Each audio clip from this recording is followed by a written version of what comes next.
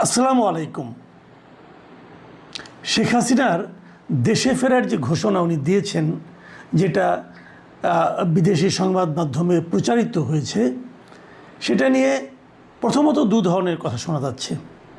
এক ধরনের কথা হলো যে উনি আসবেন না, এমনি একটা রাজনৈতিক একটা স্ট্যান্ডবাজি করেছেন। আর দ্বিতীয়টা হলো ওনার যে চারিত্রিক বৈশিষ্ট্য, উনি অবশ্যই আসবেন এবং আসার পর দেশ জুড়ে একটা রাজনৈতিক অস্থিরতা শুরু হবে।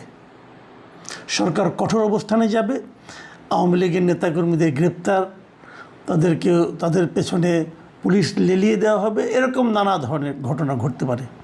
এটা গেলো প্রথমত এক ধরনের কথা। আর দ্বিতীয় যে ধরনটা, সেটা হলো যে উনি আসলে এটা কেন বললেন, অথবা এই নিউজটা রয়টার্সে কেন ছাপা হলো, এই ছাপা হওয়ার পেছনে কী কারণ থাকতে পারে, এটা নিয়ে নানা ধরনের গবেষণা। এবং এই গবেষণার পেছনে আমি মূলত তিনটা কারণ আমি মোটামুটি দেখতে পাই। মানে আমি যদি প্রথমত ধরে নেই যে আসলে এই ইনফরমেশনটা, এই নিউজটা যা ছাপা হয়েছে তা সঠিক, তাহলে কেন হতে পারে তার, এবং কিভাবে হতে পারে তার সম্ভাব্য আমি তিনটা কারণ দেখতে পাই। আমি সেই কারণগুলি নিয়েই আজ আপনাদের সঙ্গে কথা বলতে চাই। প্রথমত হলো, আমি যেটা মনে করি, এই ঘোষণাটা শেখ হাসিনা দিয়েছেন, একই কথা উনি দুবার বলেছেন। প্রথমবার বলেছেন উনি ডিসেম্বরের মধ্যে আসবেন, এবং দ্বিতীয়বার বলেছেন ওনার সঙ্গে ওনার সিনিয়র নেতারাও আসবেন। এর মধ্যে সিনিয়র নেতাদের মধ্যে দুজনের তো আমি ইন্টারভিউ দেখলাম, ভিডিও ইন্টারভিউ দেখতে পেয়েছি। একটা হলো আসাদুজ্জামান খান কামাল, যিনি স্বরাষ্ট্রমন্ত্রী ছিলেন, ওনার একটা বক্তব্য দেখলাম। উনি বলেছেন যে ওনার নেত্রী খুবই দূরদৃষ্টি সম্পন্ন, এবং উনি এখন বলেছেন তো ওনারা সবাই আসবেন। আরেকটা দেখলাম, মানে শেখ হাসিনা সর্বশেষ যিনি শিক্ষামন্ত্রী ছিলেন, মুহিবুল হাসান চৌধুরী নওফেল, ওনার একটা ইন্টারভিউ দেখলাম। ওনারটা খুব গোছানো ইন্টারভিউ, এবং উনি বাংলাদেশের কী অবস্থা না অবস্থা এগুলো বর্ণনা করেছেন একটা সংবাদ মাধ্যমের কাছে। তো এই দুটোর ইন্টারভিউ থেকে কিন্তু আমার মনে হলো যে শেখ হাসিনার এই ঘোষণাটা ভারতে অবস্থানরত আওয়ামী লীগের নেতাদেরকে বেশ টাচ করেছে, এবং তারা এটা নিয়ে বেশ চিন্তিত, এবং মানে সেভাবে প্রস্তুতিও হয়তো বা অনেকে নিচ্ছেন। কিন্তু এর পাশাপাশি যে পয়েন্টটাকে আমার কাছে সবচেয়ে গুরুত্বপূর্ণ মনে হয়, সেটা হলো যে দেশে যারা আছে আওয়ামী লীগের নেতাকর্মী, তাদের মধ্যে কিন্তু এই ওনার এই ঘোষণাটা আমার কাছে মনে হয়েছে একটা টনিকের মতো কাজ করেছে।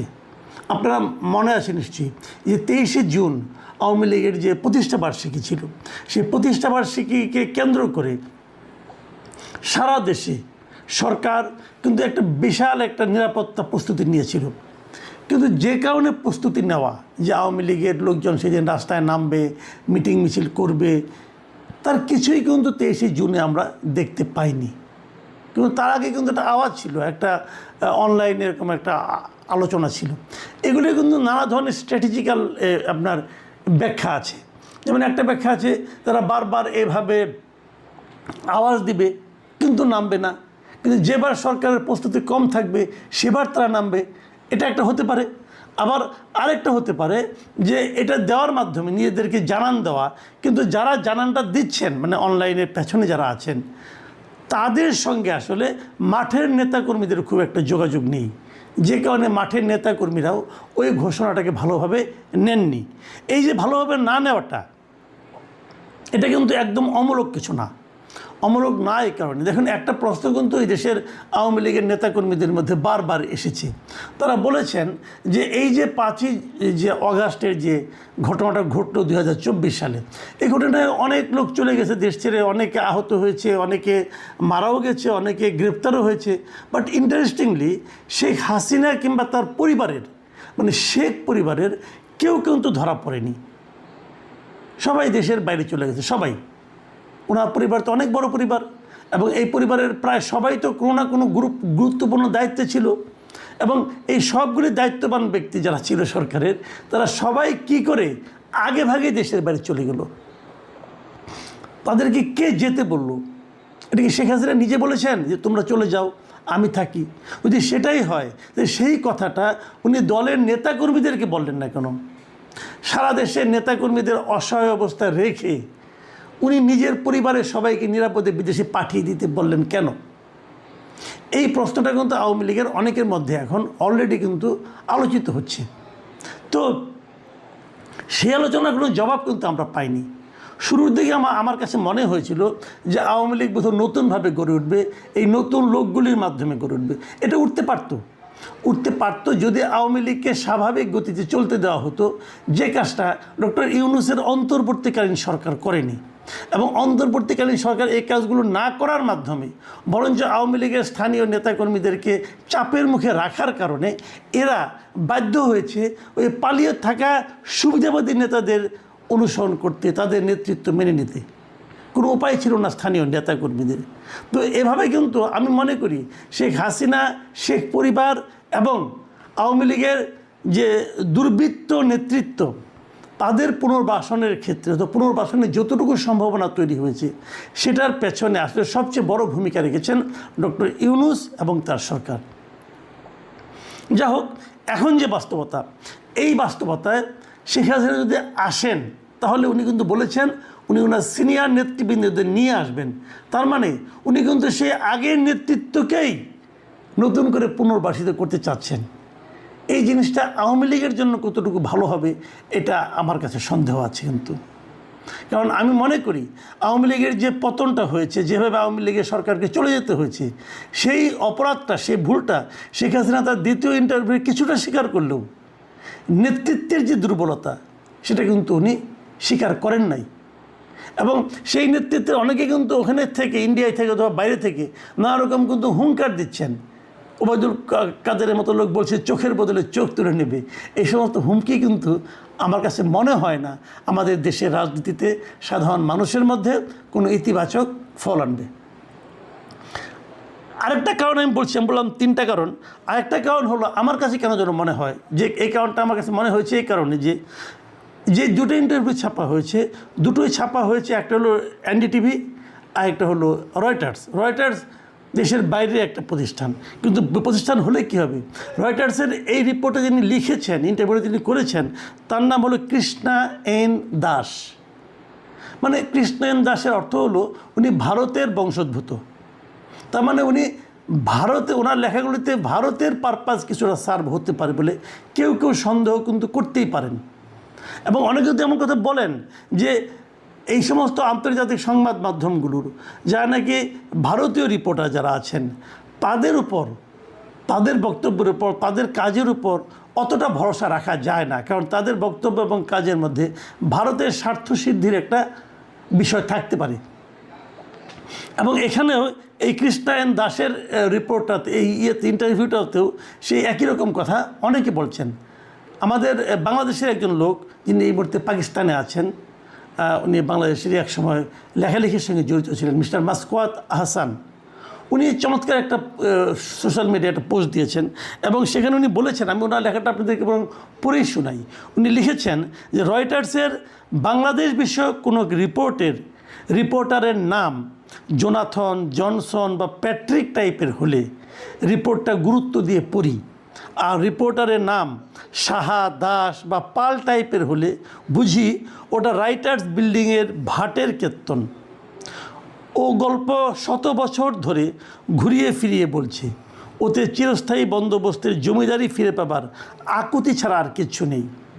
মাসকুয়াত হাসানের এই যে কথাটা, এই কথাটা হয়তো অতি সরলীকৃত কারো কাছে মনে হতে পারে, কিন্তু পাশাপাশি এটাকে আপনি একদম যে উড়িয়ে দিবেন আমি সেটা বলবো না।